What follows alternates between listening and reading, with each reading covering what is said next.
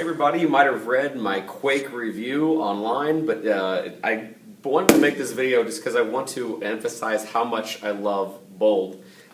This was kind of an awakening for me because I remember when Tom Bilyeu said that I had to read it and said that I didn't have a choice. From the first page, I was mesmerized. He goes into how Kodak basically was led to their demise because they were too big and they ignored the warning signs. And immediately it kind of struck me that this is a lot like education. Matter of fact, I kept finding parallels with some of the decisions Kodak made and how they ignored some of the warning signs and what we do in education. And then it goes from there and it talks about, skunk works and then how to basically have your own environment where you start innovating and getting things done, and then starts talking about some of the technologies that are emerging. Again, as a teacher, these are some of the things that I'm passionate about and what I want them to be passionate about. 3D printing, infinite computing, synthetic biology, all the things that we're not talking about in education. From there, bold mindset also just, I couldn't even begin to tell you how much this meant to me. I actually don't want to go into too much detail for the reasons I already put in my online post, because I want you to read about flow and understanding flow and hacking your way into flow.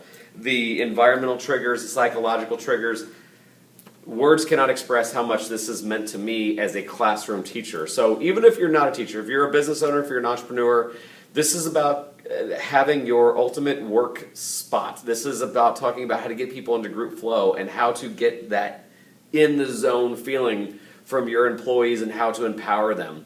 I think it goes a little bit deeper than what Dan Pink did in Drive, although I love Drive. As a matter of fact, I think the parallels with Drive and how it was kind of meant to be a business book and it really spoke to educators and has grown big in the educational world, I think too the same with Bold.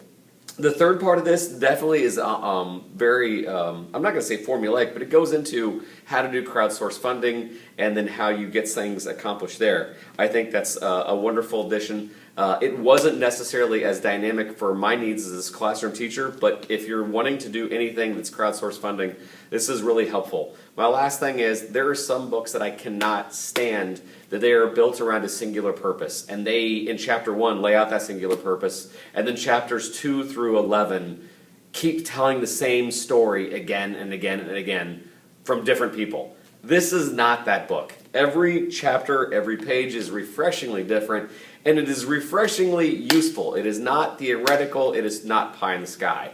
So, quick book, I shook the ground when I read this. I think that you would love it, especially if you're an educator or if you're an entrepreneur or a business person. Pick it up, give it a read.